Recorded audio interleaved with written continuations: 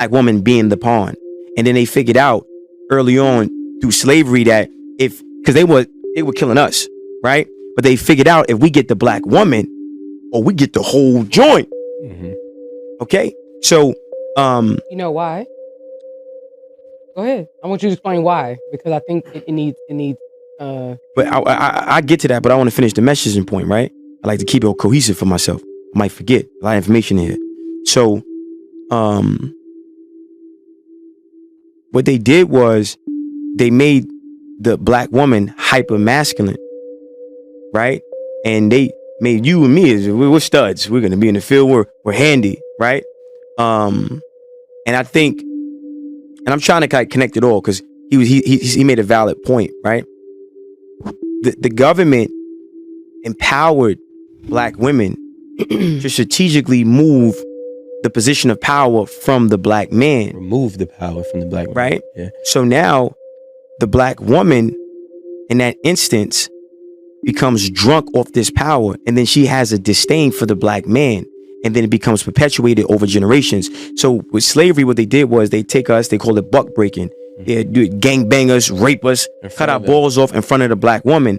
And then before they kill the black man, they'll make the black, after they did him dusty, they'll chain him up, right? Look, they'll chain him up, right? They'll chain him up, beat him within an inch of his life, and then unchain him, and then rape and do that to the woman. And then the woman is looking at the man like, come save me, but mentally he's dead. He doesn't even have no fight in him. So now she doesn't even have no respect for you. You fast forward to this generation, black women don't respect black men at all. And when you understand that, and it's a lot, so I'm trying to make it like simple, right? Because a lot of people, they respond emotionally and not intellectually, and there's no empathy for black men. There's no sympathy for black men. You don't even love black men. You don't even know who we are. You don't give a fuck about us. Pay my bills, eat my ass, and that's it. Thanks. Okay, so it's important that black men understand what was done to us and why it was done to us. It's also important that black women understand their position in systematic racism and how they're being utilized to destroy their whole family and their whole community and whole generation. Okay, now a black man role is to be the protector, provider, maintainer, sustainer, and leader. I'm a man, producer, protector, provider, maintainer, sustainer. Producer. You have your opinion, I have mine. You're right. I'm just giving it. And producer. Right. I got you. You have what you want to put in, right?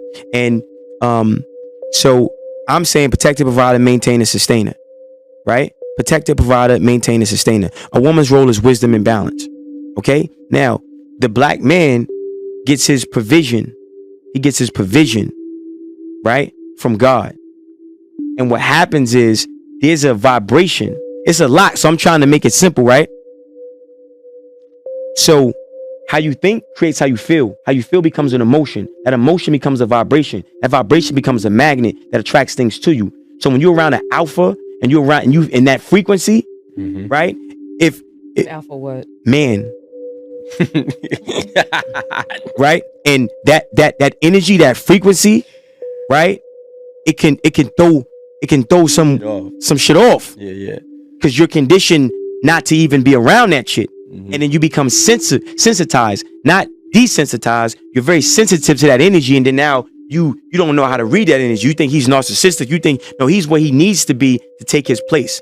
So I feel like black men need to disregard how black women feel about our masculinity and be more self-contained. I don't need you. I don't need you. I don't need your money. I don't need none of that. I'm not sleeping on your couch. Don't give me no keys. I'm gonna get my own. I'm gonna go to God. And when you don't want to fit my program, bye. Go. Thank you. You're not needed. You're dangerous. I don't want to bear seed with you. I don't want to sleep with you. I don't want to be your friend. I'm staying away from you. And there's a lot of black women that get it, and they love the masculinity that we project. Black men, we project energy. Women receive energy. You see? So now, for the black women who are confused, right? A woman has to lead with 3 phases of love. The first phase of love is informative, right? So she's informing that black man of who he is. She's informing that black man that, yo, look, You get your provision. You're going to be the provider. You're going to be the head of this household. Even if she's Oprah and he's broke, she's going to uplift him through the information. That's the first phase. The second phase is unconditional love. Unconditional. She's loving and she's loving, she's loving, she's loving. Then the last phase of love is tough love, accountability. The problem is a lot of our women are conditioned to lead with the accountability first. And they don't set the table with informative love and unconditional love. See? Which comes off as disrespect and combative.